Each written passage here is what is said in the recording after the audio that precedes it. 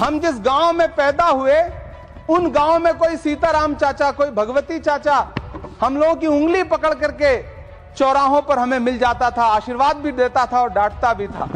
लेकिन मौजूदा स्थिति यह हो गई है कि गांव में चाय, जो गुड़ की चाय बना करती थी, उसकी चकल्लस में जो चर्चा होती थी, उसमें जब से चाय में चर्चा वाली राजनीति घुसी है, उसने पूरे गांव का माहौल ऐसा कर दिया कि आप अब एक दूसरे से प्रेम से बैठ के बात भी नहीं कर सकते। तो सड़कें ऐसी हैं कि उन पे चलने वाले वाहन, शायद अस्पताल तक महिलाएं पहुंच भी नहीं पाती हैं, उनका प्रसव रास्ते में ही हो जाता है। किसान शहीद हुए, कीमत तो बहुत बढ़ गई शहरों में धान की, लेकिन विदा न हो सकी बेटी किसान की। मौका मिला तो लोगों ने कुर्सी के वास्ते तस्वीर ही बिगाड़ दी हिंदुस्तान की। मैं रूरल डेवलपमेंट पर अपनी बात रखने के लिए खड़ा हुआ हूं। कोई खुशबू न कोई फूल न कोई रौनक, उस पे कांटों की जहालत नहीं देखी जाती। हमने खोली थी इसी बाग में अपनी आंखें, हमसे इस बाग की हालत नहीं देखी जाती। रात बस रात ही होती तो कोई बात नहीं, उसका आकार मगर दूना नजर आता है। जितने चमकीले सितारे थे वो सब डूब चुके, सारा आकाश बड़ा सूना नजर आता है। बुलबुलें खुश थी उम्मीदों के तराने गाए, लेके पतझड़ से बहारों को चमन सौंप दिया। अब तो मासूम गुलाबों की ये घायल खुशबू शीश धुनती है कि खारों को चमन सौंप दिया। तुमने क्या काम किया उनके अभावों के लिए, जिनकी मेहनत से तुम्हें तख्त मिला, ताज मिला। उनके सपनों के जनाजों में तो शामिल होते, जिनके चुप रहने की वजह से तुम्हें राज मिला। उदय प्रताप जी ने बहुत शानदार ये कविता कही है कि कवि की आवाज बगावत पे उतर आई है, दल के दलदल से हमें कोई सरोकार नहीं। तुमने इस देश की तस्वीर बिगाड़ी ऐसे, जैसे इस देश की मिट्टी से तुम्हें प्यार नहीं। वरना अंजाम वही होगा जो पहले भी हुआ। कुर्सी तो कुर्सी है, निगाहों से उतर जाओगे। मौत आनी है जब आएगी तुम्हारी खातिर, मौत से पहले बहुत पहले ही मर जाओगे।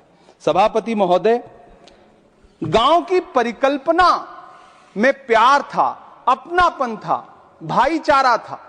कभी महात्मा गांधी ने जब गांव का सपना बुना तो मुझे लगता है उसमें वो मोहब्बत थी कि गांव में अगर किसी बिटिया की शादी होती थी तो पूरा गांव अपने संसाधन लेकर के, कोई चारपाई लेकर के, कोई गुड़ लेकर के, कोई प्रेम लेकर के खड़ा हुआ करता था। लेकिन पिछले 2014 के बाद से गांव में जो नफरत बो करके विकास किया गया है वो अद्भुत और अकल्पनीय है। हालत यह है, हम जिस गांव में पैदा हुए उन गांव में कोई सीताराम चाचा, कोई भगवती चाचा हम लोगों की उंगली पकड़ करके चौराहों पर हमें मिल जाता था, आशीर्वाद भी देता था और डांटता भी था। लेकिन मौजूदा स्थिति यह हो गई है कि गांव में चाय, जो गुड़ की चाय बना करती थी, उसकी चकल्लस में जो चर्चा होती थी, उसमें जब से चाय में चर्चा वाली राजनीति घुसी है, उसने पूरे गांव का माहौल ऐसा कर दिया कि आप अब एक दूसरे से प्रेम से बैठ के बात भी नहीं कर सकते। मैं, माननीय मंत्री जी यहां पर मौजूद हैं, रूरल डेवलपमेंट के मंत्रालय के बजट पर चर्चा हो रही है। चाहे मनरेगा हो, चाहे किसान हो, सारा इससे जुड़ा वर्ग परेशान है। मजदूरों की स्थिति ऐसी है कि आप मनरेगा को प्रोत्साहित करने के बजाय मनरेगा को समाप्त करने की कोशिशों में लगे हुए। सच बात यह है कि राज्यों पर भार डाल करके आप मनरेगा खत्म कर देना चाहते हैं और उसके लिए आपने नाम लिया है कि आप उसका नाम बदल करके बी ग्राम जी करके उसके पीछे आप इसको छुपा लेंगे। गांव में सड़कों की स्थिति खस्ता हाल है, चाहे उत्तर प्रदेश हो, चाहे मध्य प्रदेश हो, चाहे गुजरात हो, चाहे राजस्थान हो। गांव में सड़कों की स्थिति ऐसी है कि किसी गर्भवती महिला को अगर अस्पताल ले जाना हो तो सड़कें ऐसी हैं कि उन पे चलने वाले वाहन, शायद अस्पताल तक महिलाएं पहुंच भी नहीं पाती हैं, उनका प्रसव रास्ते में ही हो जाता है।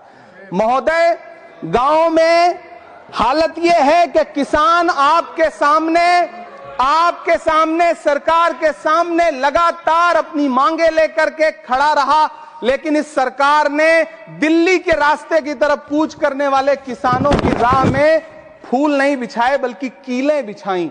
750 से ज्यादा किसान शहीद हुए। कीमत तो बहुत बढ़ गई शहरों में धान की, लेकिन विदा न हो सकी बेटी किसान की। मौका मिला तो लोगों ने कुर्सी के वास्ते तस्वीर ही बिगाड़ दी हिंदुस्तान की। सभापति महोदय, इस सरकार में बातें तो बड़ी बड़ी रही। बजट की बात करके यह कहा गया कि गांव का विकास करेंगे, लेकिन प्रधानमंत्री की जो आवास योजना है, प्रधानमंत्री आवास योजना के तहत गांव में आवास बनते हैं और इनकी राज्य सरकारें उन आवासों पर बुलडोजर चलाती हैं। ऐसे कई मामले अलग अलग राज्यों में देश के सामने हैं। आप कहेंगे तो मैं पटल पर रख दूंगा, अभी हां पटल पर रख दूंगा, ऑथेंटिकेट कर दूंगा। महोदय, जब पीएम आवास योजना के तहत बनने वाले घरों पर बुलडोजर चलेंगे तो आप गांव के कौन से विकास की परिकल्पना कर रहे हैं? गांव को तो आपने भगवान भरोसे छोड़ दिया है। गांव में रहने वाला किसान अपनी मेहनत से अगर अन्न उपजा रहा है तो आप उसकी एमएसपी भी नहीं दे पा रहे हैं, आप उसको सहायता नहीं दे पा रहे हैं, बल्कि धन्ना सेठों की सरकार बना के रख दिया है आपने। महोदय, मैं जानता हूं मेरा समय समाप्त होने वाला है, लेकिन एक मिनट मुझे कंक्लूड करने दें, मुझे कंक्लूड करने। सर, हमारी आंखों में तो ऐसे गांव के सपने थे कि जहां रहने वाले ग्रामीण अंचल के लोग शहरों की तरफ पलायन ना करें, ऐसा सपना हम देखा करते थे। लेकिन गांव में डेवलपमेंट के नाम पे इस सरकार ने मूलभूत सुविधाओं से भी गांव को वंचित रखा हुआ है, जिसकी वजह से गांव पलायन करके शहर की तरफ भाग रहे हैं और गांव के गांव खाली होते जा रहे हैं।